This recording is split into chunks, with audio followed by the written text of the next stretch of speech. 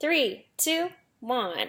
Welcome to The Peaceful Truth, the podcast where we talk about everything from women empowerment, feminism, and everything in between. You are joined by your two co-hosts, Kenzie Meatback and Megan Hobart. Yay! Megan! We're recording 2 in a row again because we're so busy and crazy. I know. Crazy girls this season.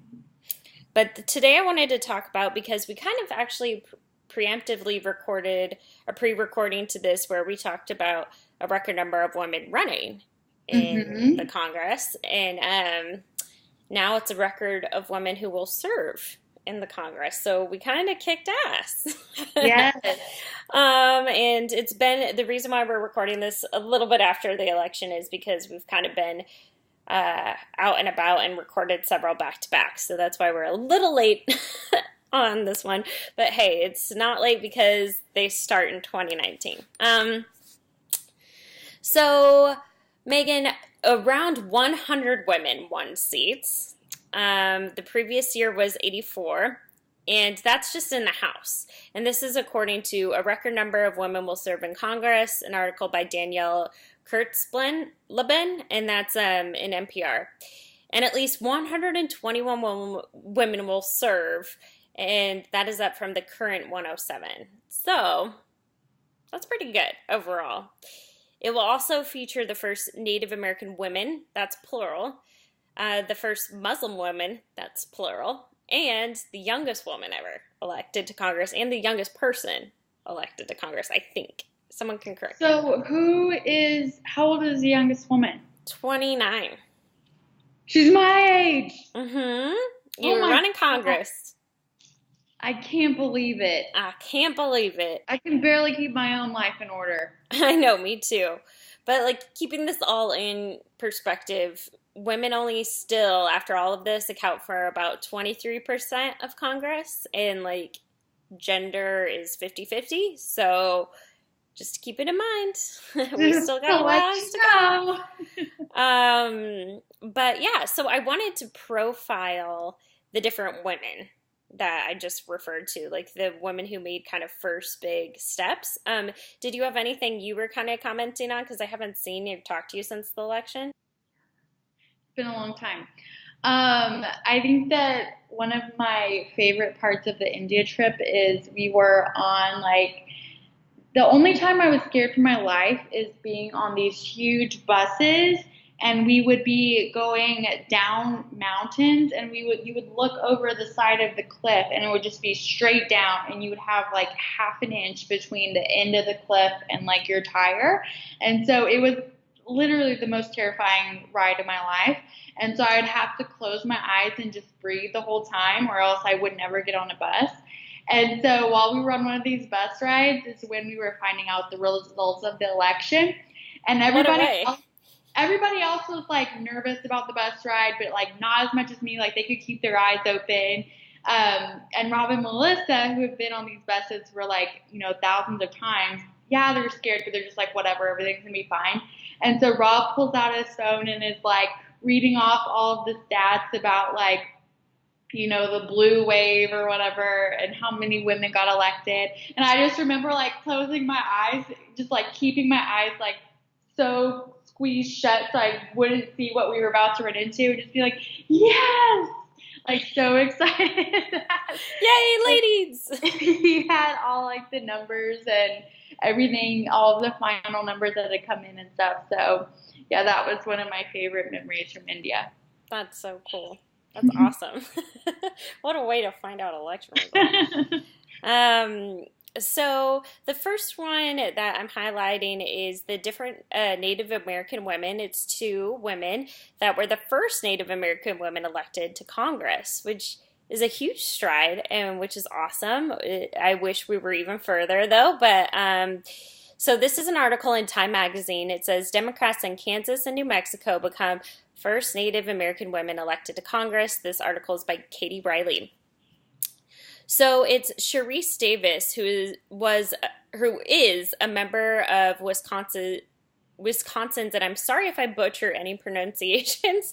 I'm just bad at it in general, but it's the Ho-Chunk, I believe, Nation tribe, which and she defeated a four-term Republican incumbent. So Kevin Yoder in Kansas on Tuesday. And then later Democrat Deb Haaland, a member of the Laguna Pueblo tribe running in New Mexico, also won her election. And this is like a huge deal because, and I feel like it's not talked about enough. And the struggle of like racism against Native Americans is just not talked about nearly, nor is racism in general, but nearly enough. And they have faced a lot of significant barriers to voting, which I didn't know. I mean, did you know that? No. And they were only granted the right to vote in New Mexico in 1962. And she was one of the first people, and that was in 1962. So that's like insane.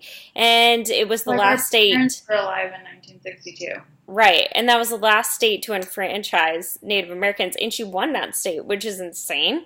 Mm-hmm. And it's almost 40 years after they were granted U.S. citizenship, which even more insane. Like, our parents were definitely alive for that, too. Super depressing.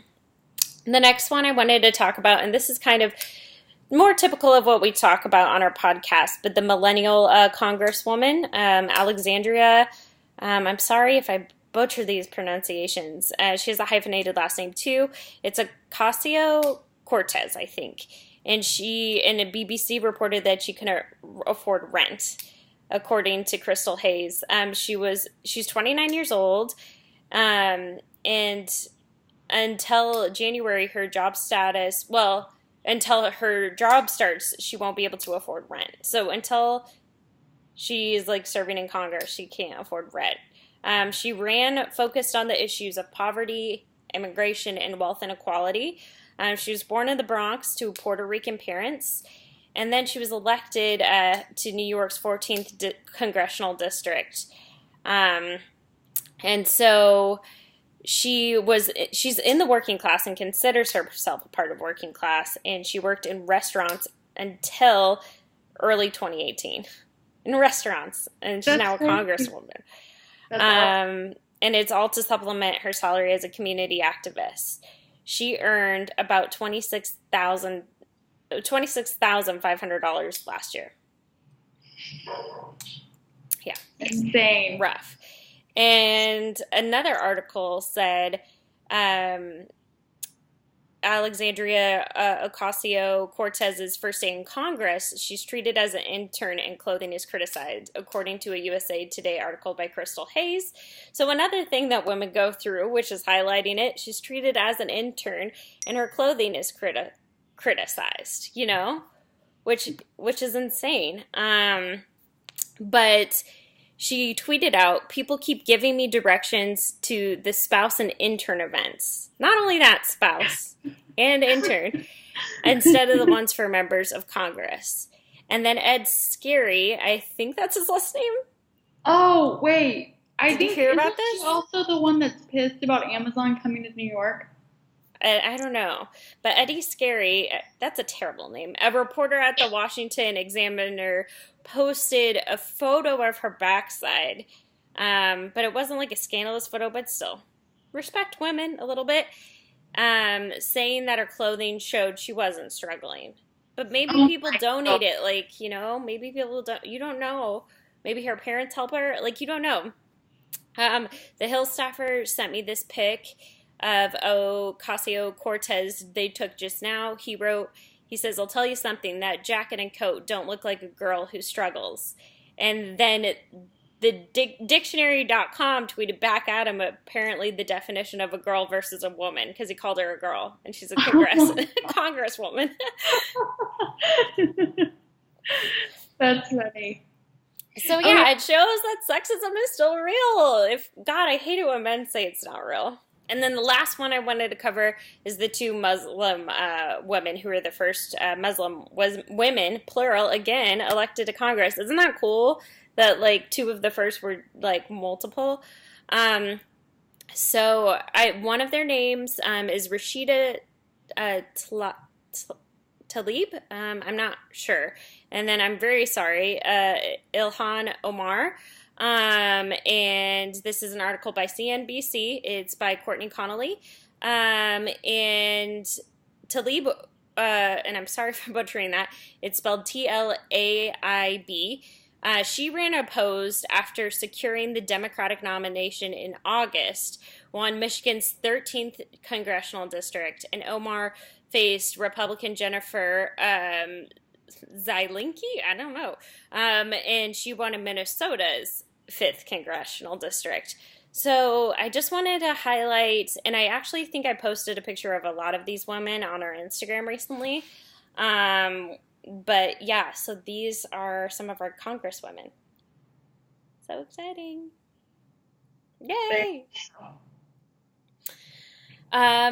So what is your other good thing this week? We kind of recorded back to back, but do you have another good thing? The Saturday after Thanksgiving, we're going to meet Dez's family in Bellingham because Dez can't cross the border yet because of his green card. So he's not allowed to cross the border until he gets a green card. So we're going to meet them in Bellingham. That's exciting. Yeah. He's not legally staying here, is he, or what? Oh, he is 100% authorized to be here. I was like, Megan, did you just sell out your fiance on an online podcast? No, it's just he's so far along in the process. Oh, okay. He is 100% authorized to live and work here and be here. He's just, once you get so far along, then you have to wait until the green card is done. Wait, do you guys have to be interviewed? No. To get married?